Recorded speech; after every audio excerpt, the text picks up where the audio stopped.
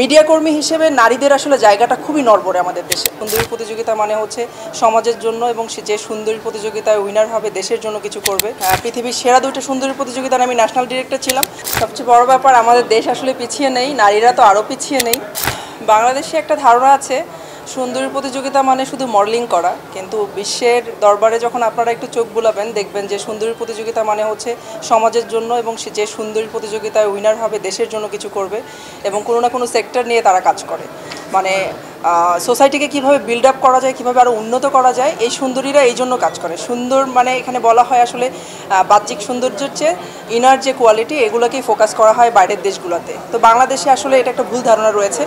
তো এই ধারণা থেকে চেঞ্জ হয়ে আমাদের আসতে হবে, এবং বিউটি পেজেন্টগুলোকে আমি বলবো এটা একটা সোশ্যাল ওয়ার্ক হিসেবে দেখা যেতে পারে, এবং এখান থেকে যারা বের হবে তারা যেন সোশ্যাল ওয়ার্কের প্রতি মনোযোগী হয় এবং দেশের উন্নয়নের জন্য তারা যেন কাজ করতে পারে। সেই জন্যই আসলে আমি এই প্রতিযোগিতাগুলোর অনেক আয়োজন করেছি। পৃথিবীর সেরা দুইটা সুন্দরী প্রতিযোগিতার আমি ন্যাশনাল ডিরেক্টর ছিলাম, এবং দুটোতেই দেখেছি যে একটাতে হচ্ছে শান্তি নিয়ে কাজ করে, যে উইনার হয় শান্তি নিয়ে কাজ করে, আরেকটা হচ্ছে মানে পরিবেশ নিয়ে কাজ করে, মানে পরিবেশ যেন নষ্ট না হয়, রিইউজ, রিডিউস এবং রিসাইকেল, মানে RRR, এটা নিয়ে কাজ করে। বসুন্ধরা টিস্যু অশুদ্ধতার বিরুদ্ধে এক বিন্দুও ছাড় নয়।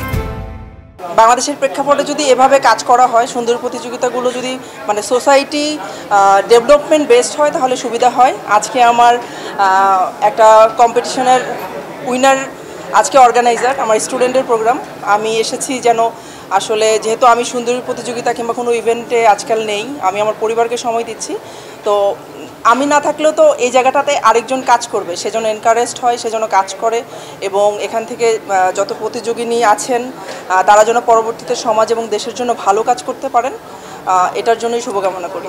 সবচেয়ে বড় ব্যাপার, আমাদের দেশ আসলে পিছিয়ে নেই, নারীরা তো আরও পিছিয়ে নেই, কারণ নারীরা অনেক ভালো কাজ করছে আমাদের দেশে। আর নারীদের জন্য বলার কি আছে, আপনারা দেশের অনেক বড় একটা অংশ, আপনাদেরকে বাদ দিয়ে দেশ নয়। সো আপনারা যদি ভালো মতো কাজ করেন, বাংলাদেশ আরও এগিয়ে যাবে। সেই সাথে নারীদেরকে অবশ্যই পুরুষদেরও সাপোর্ট করতে হবে, এবং হচ্ছে আমি যেহেতু মিডিয়ার একজন মানুষ, আপনাদেরই একজন মানুষ, আমি নারীদের কাজ করার ক্ষেত্রে অনেক বাধা বিপত্তি, এবং নারীদের কাজগুলোকে অনেক বেশি নেগেটিভলি রিপ্রেজেন্ট করা হয়। এটা করবেন না।